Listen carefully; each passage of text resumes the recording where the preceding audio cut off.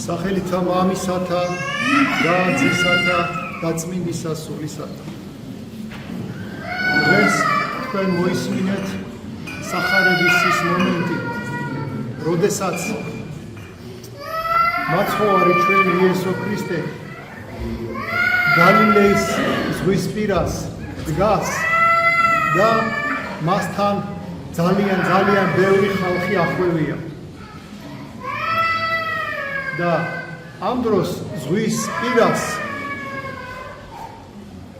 მეთევზეები არიან პეტრე და იოანე და იაკობი, ზებედეს ძენი,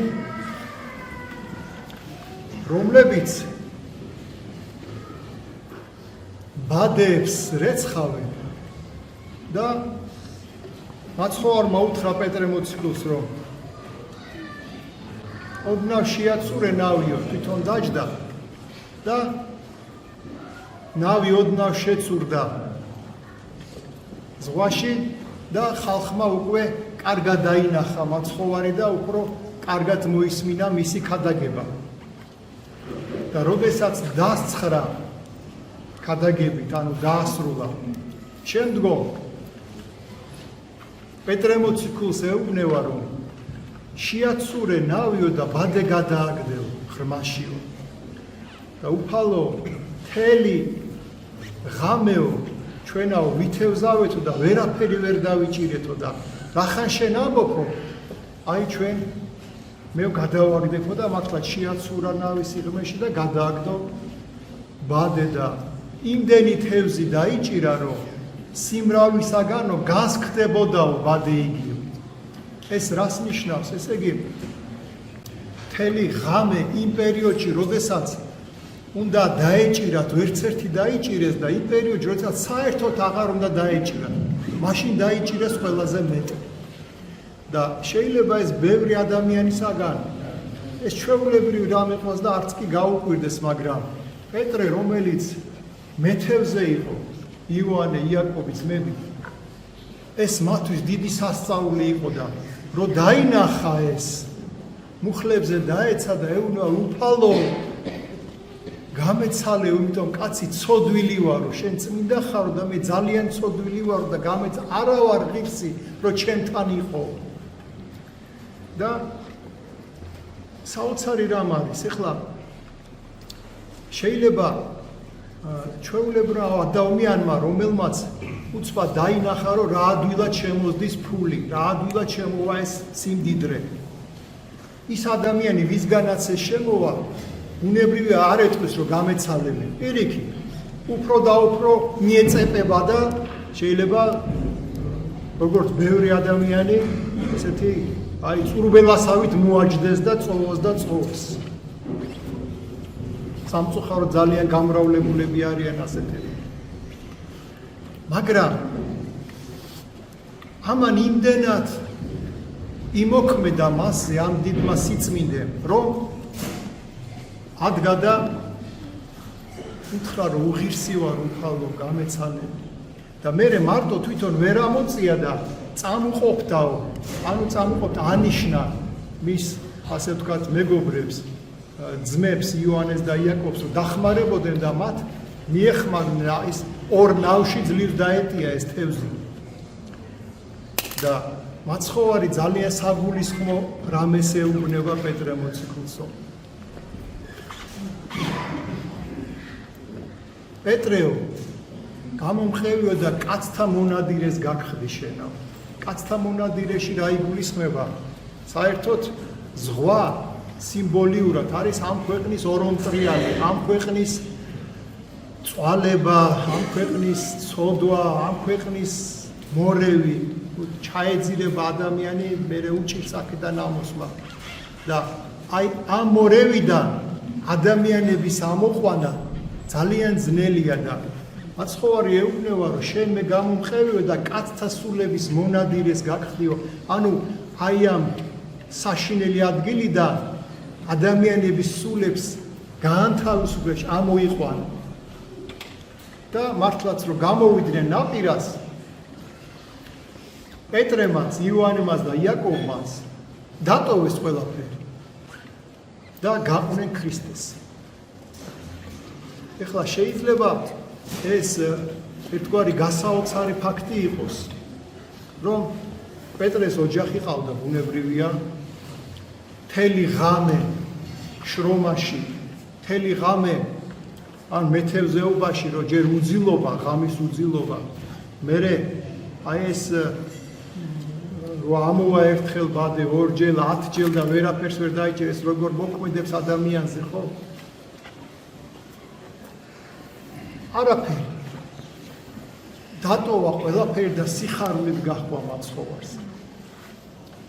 რაზე მიგვანიშნებს დღევანდელი წაკითხული სახარება? მიგვანიშნებს იმაზე, რომ ჩვენ, რა თქმა უნდა ვიშრომოთ, რადგან ჩვენი ოფლით, ჩვენი შრომით უნდა ვარჩინოთ ოჯახები. მაგრამ აუცილებელი დრო დგება, როდესაც ჩვენ განსაკუთრებული ყურადღება უნდა მივაქციოთ ჩვენ სულს. და სულის ყურადღების მიქცევა პირველ რიგში არის, როდესაც პირველ რიგში უფალი გყავს. ვისაც პირველ რიგში უფალი ყავს, თვითონაც ბედნიერია და მის გარშემო შვილები, შვილიშვილი ყველა ბედნიერები არიან. ვინც პირველ რიგში უფალი დააყენა. მაგრამ ვინც თავისთავი დააყენა, ვინც ან შემოსავალი იქნება, ან საკუთარი სიამოვნება, ან სიზარმაცე, ან მრავალი წერტილი, არა მარტო თვითონ იღუპება, მის გარშემო მისი ახლობლებიც იღუპებიან და ვერც კი ხვდებიან ასეთ შემთხვევაში რა უნდა გააკეთონ. ისევ მიჰყვებიან და ისევ მიჰყვებიან, აი ამ გონიათ რომ აი ამ მორევში რაღაც თევზს დაიჭერენ.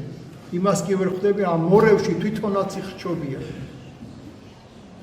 ერთადერთი სწორი გზა არის, როდესაც ქრისტიანი ღმერთს გაყვება. ბევრმა შეიძლება იფიქროს, როგორ ღმერთს გაყვება, როგორ ცოლი მყავს, შვილი, როგორ და დავტოვო, როგორ და წავყვე. უფალი მაგას არ გთხოვს. უფალი იმ მინიმუმს აკთხოვს. ისევ შენი სულისთვის, თორე უფალს რა ჭირდება ჩვენგან? არაფერი. უფალს უხარია, როდესაც ადამიანი გათენდება დილას ადიდებს ღმერთს, მადლობ უფალო რომ გამიფერე. აღამდება მადლობ უფალო რომ მშვიდობით დამიღამე. რაც არ უნდა მოუვიდეს, კარგი თუ ცუდი, სიხარული თუ წუხარება, მადლობას ეუბნება. მადლობ შენ უფალო, ვიცი რომ ეს ჩემი სულისთვის აუცილებელია. მარხულობს, ლოცულობს, ქველმოქმედებას აკეთებს, სიკეთეებს აკეთებს, სხვებს პატიობს ყველას. აი ეს უხარია უფალს. ანუ, როდესაც უფლის გულისთვის შენ ამას აკეთებ, ესე იგი შენ პირველ რიგში უფალი ყავს დაყენებული. და როცა ადამიანს პირველ რიგში უფალი ყავს, ესე ყოველი შეეძინება მას. ხოლო ვისაც ეს არ ყავს, ძალიან ცუდ დღეში მემებრალებიან ასეთი ადამიანები. სიცრუეზე არიან, მათი მთელი ცხოვრება სიცრუეზეა, სიყალბეზეა და ვერც კი ხვდება, რომ თუ კი ის ვიღაცას მოატყუილებს, უხარია მოატყუილა და რაღაცა მოგება ნახა და ვერც კი ხვდება, რომ ამის გამო გაცილებით უარეს წააგებს. არა მარტო ფიზიკურს, სულიერსაც. ასე რომ ჩემოკეთილებო, სწორედ დღევანდელი სახარება არის ის აქტუალური, დღევანდელი წაკითხული სახარება ის აქტუალური, თუ როგორ უნდა ვიყოთ მზად დღევანდელი დღისთვის. პატარა უსამართლობას რომ ვნახავთ, ავბობოქრდებით, ეს როგორ, ეს რას აკეთებენ, აბა გავიდეთ, აბა ჩემოკეთილებო, უფალი ჯერ კიდევ დავით წინასწარმეტყველის პირით 10 საუკუნით ადრე ქრისტემდე ამბობდა, რომ ქვეყანა ესე სიცრუესა ზედა ძევს. ეს ბუნებრივია.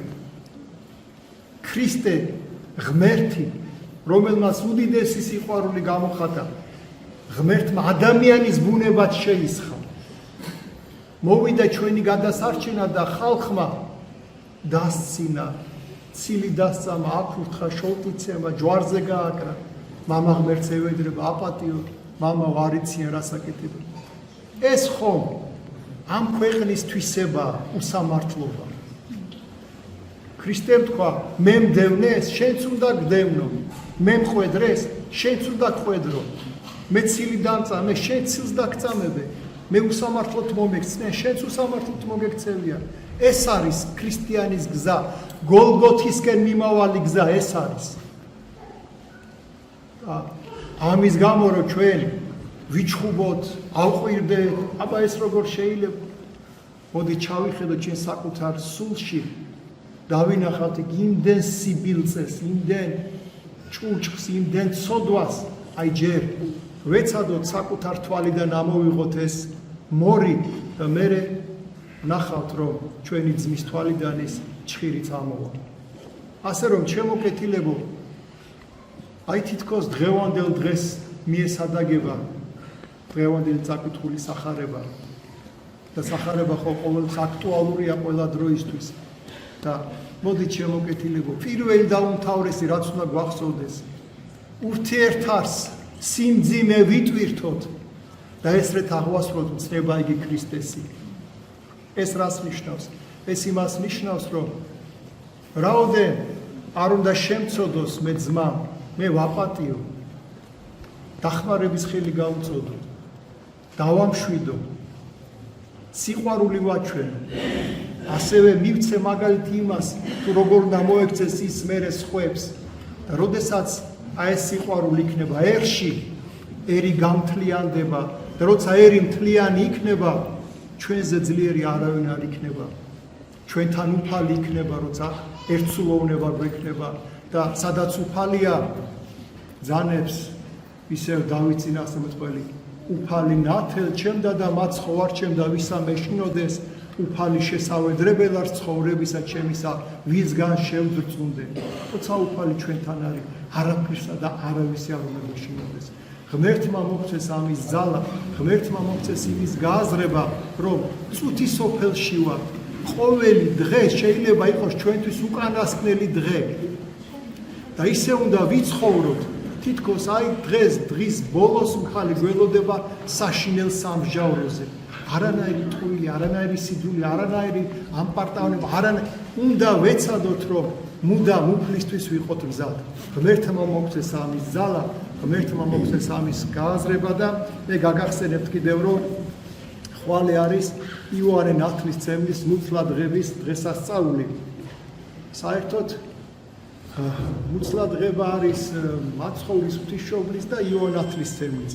აი ხვალე არის იოანე ნათლისმცემლის მუცლადღების დღესასწაული, ასე რომ დღეს 3:30 ლოცვა იქნება. ხვალ დილით 9 საათზე პატარა ტაძარში, ნათლისმცემლის ტაძარში შესრულებული იქნება ლიტურგია. ღმერთმა დაგლოცოთ და ღმერთმა წყალობა გაგატანოთ. ამინ. ჩვენთან არის ღმერთი. მე მოგიწოდებთ, რომ ყველამ გააძლიეროთ ლოცვა ქვეყნისთვის, მშვიდობისთვის, ეს თითოეული ჩვენთაგანის ვალია. ერთი ქვეყანა გვაქვს და ამ ერთ ქვეყანას განსაკუთრებით ჭირდება მშვიდობა, ერთსულოვნება და სიყვარული. თუ ეს არ იქნა, მერწმუნეთ, რომ სასჯელი ძლიერი იქნება. დაგვიფაროს ღმერთმა. მშვიდობას ალტერნატივა არ არის. ღმერთმა მოგცეს ამინ. ჩვენთან არის ღმერთი.